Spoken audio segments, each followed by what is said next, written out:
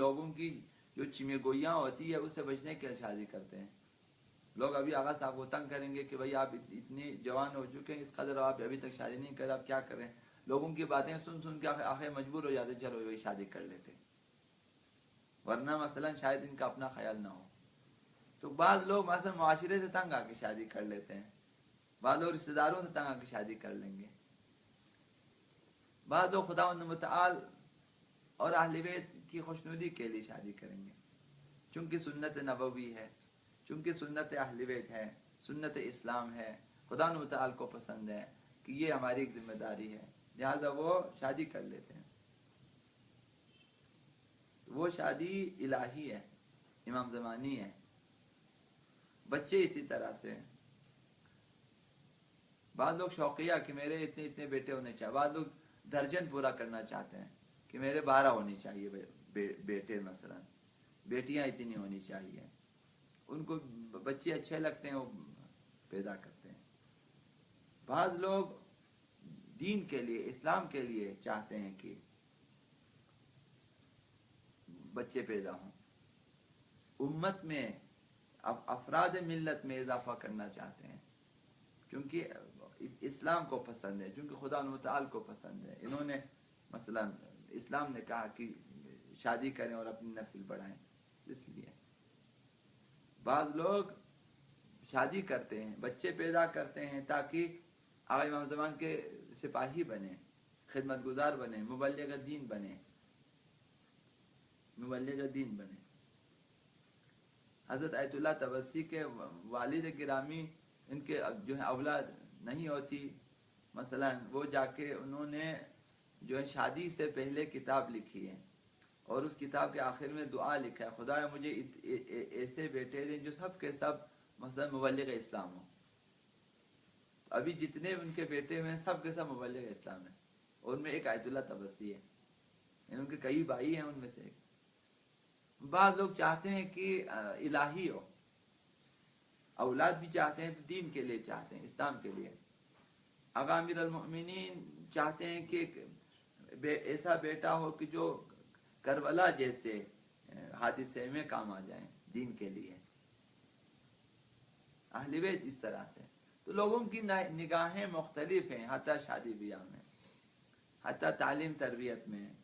کچھ لوگ دنیاوی ہیں, کچھ لوگ جو ہیں معاشرتی طور پہ ہیں, کچھ لوگ الہی امام زمانی ہیں.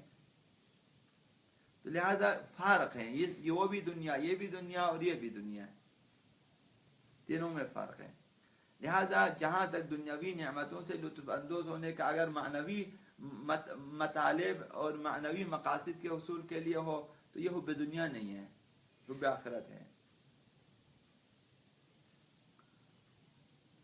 بالفاظ دیگر بہت سے معنوی مقاصد مادی وسائل کے بغیر حاصل نہیں کیے جا سکتے, کیونکہ روحانی ہے, روح چاہیے, اور روح سالم در بدن سالم اس طرح کہا جاتا ہے. تو جسم سالم ہونا چاہیے, کھانے پینے کے حوالے سے, صحت کے حوالے سے, سیر و تفریح کے حوالے سے, خوشی غمی کے حوالے سے بھی صحت مند ہونا چاہیے, تاکہ روح سالم رہے, تاکہ وہ بہت سارے الہی معنوی کام انجام دے سکتے ہیں.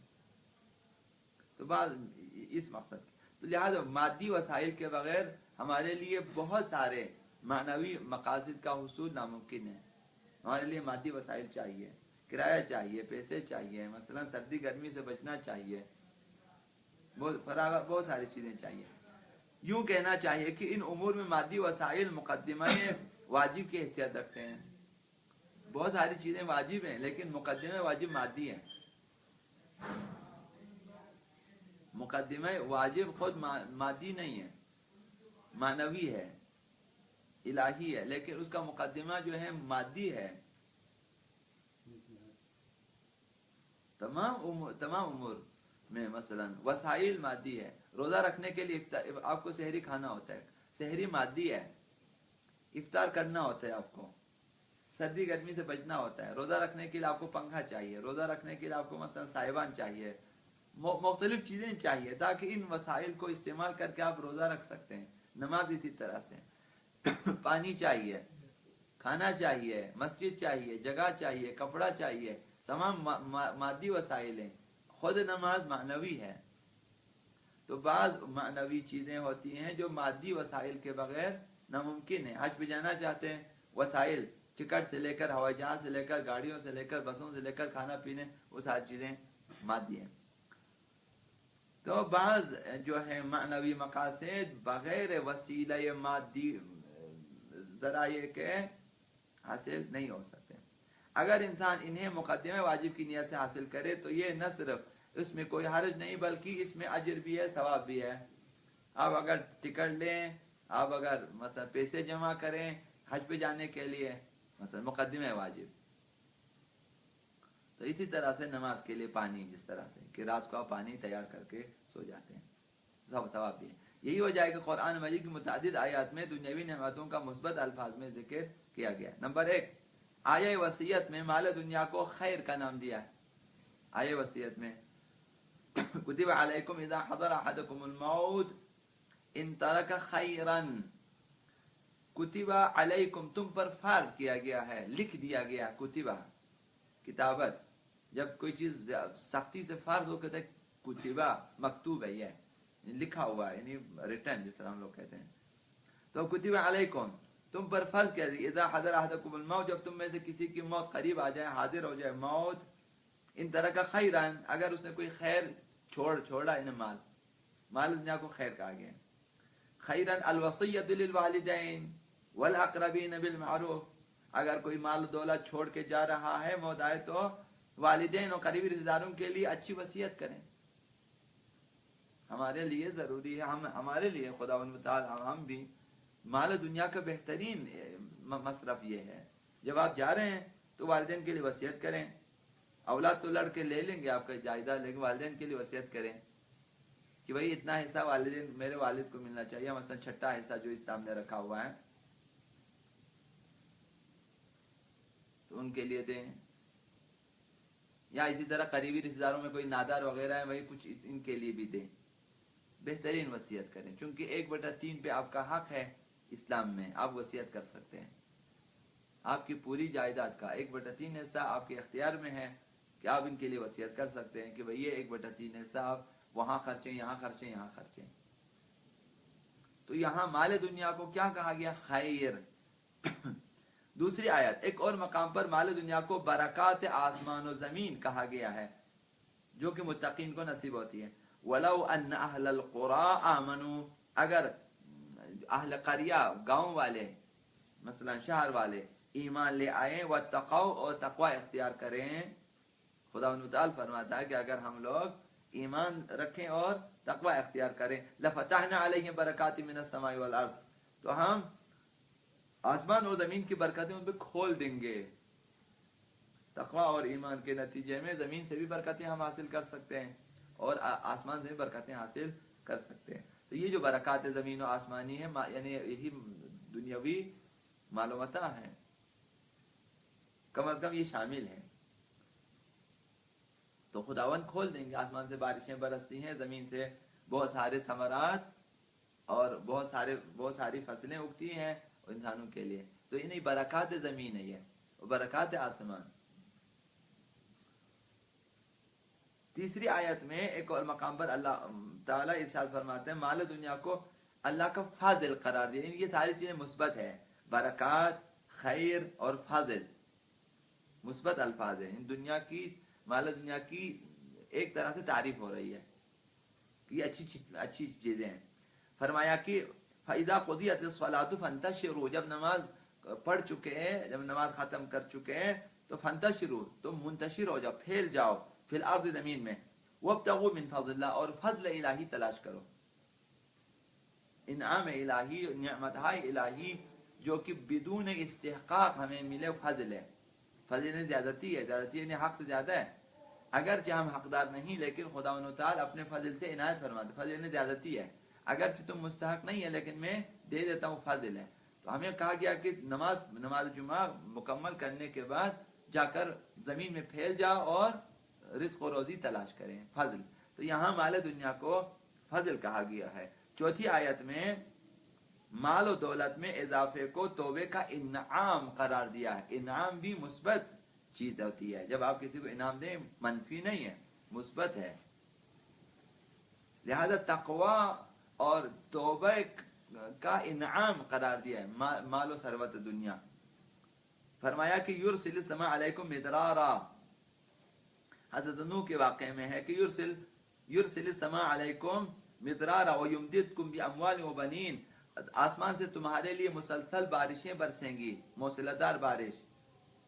اور یمددکم باموال وبنین، تمہارے مال اور اولاد میں اضافہ ہوگا. ویجعل لکم جنات، تمہارے لیے باغات ہوں گے.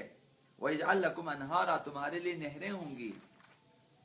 حضرت نوح فرماتے ہیں توبہ کریں، خدا متعال کی بارگاہ میں گناہ چھوڑ دیں تو خداوند یہ بہت ساری چیزیں دیں گے تمہارے لیے. مشرکین سے کہا گیا کہ بارگاہ الہی میں توبہ کریں کیونکہ وہ بڑا بخشنے والا ہے، تاکہ وہ تم پر آسمان سے پے در پہ بارش برسائے اور تمہارے مال و دولت میں اضافہ کرے، سرسبز باغات اور نہریں تمہیں عطا کرے. سورہ نوح میں یہ 12ویں اور 11ویں آیت میں. تو یہاں پر خداوند متعال نے انعام کے طور پر کہ ہم تمہیں توبے کے نتیجے میں یہ چیزیں دیں گے، تو ظاہر خداوند کسی نیک کام کے بدلے میں اچھی چیزیں دیں گے.